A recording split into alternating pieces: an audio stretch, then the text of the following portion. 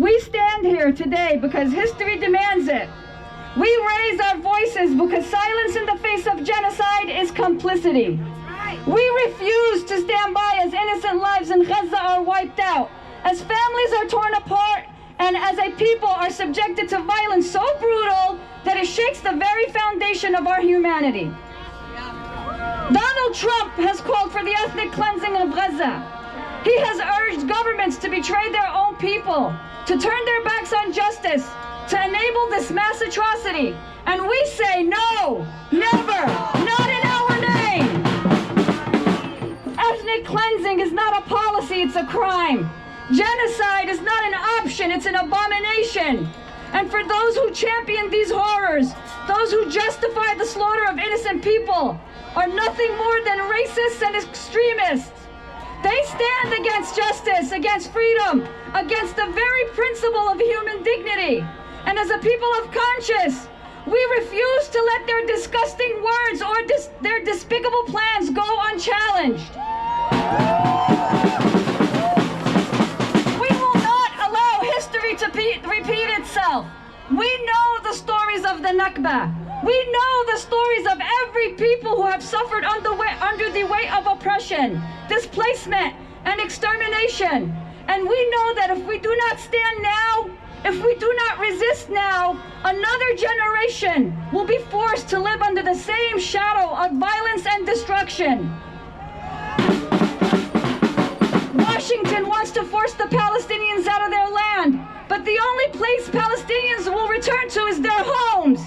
Haifa, Jaffa, Al-Ram, Al-Bira, Safad, Tabariya, Bisan, Tulkarem. And we will not rest until Palestinians have their freedom and the right to live in every corner of their motherland.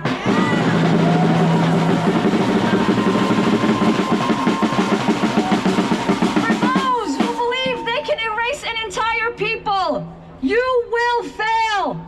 The Palestinian people endure their history, their culture, their resilience. These are not yours to destroy. To those in power who think the world will look away, we are watching, we are speaking, and we will not stop until justice is served. To the Egyptian and Jordanian governments, to all the governments tempted to bend under the pressure of the empire, stand with your people, not with their oppressors. The people of the world demand justice for Gaza. Do not betray that call. Gamal Abdel Nasser back in 1963 told the U.S. when they threatened to stop their aid, Egypt said, President Nasser told them to take their aid and jump into the sea.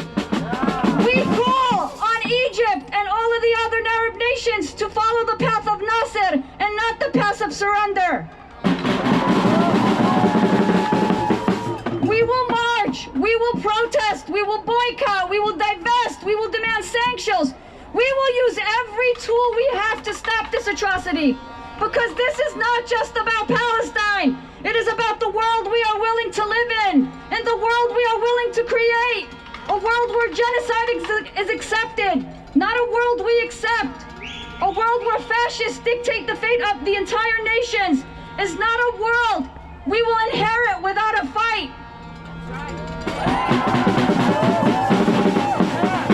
And let it be known, there can be no solution without Palestinian resistance. Gaza will only be governed by Palestinians, those who fight for Palestine. We will not accept displacement, or any sellout schemes. So today we say, from the river to the sea, Palestine will be free. Justice is not a request, it is a demand, and we will not rest until it is a reality. To everyone standing here, please the illegal land sales of Palestine. Thank you.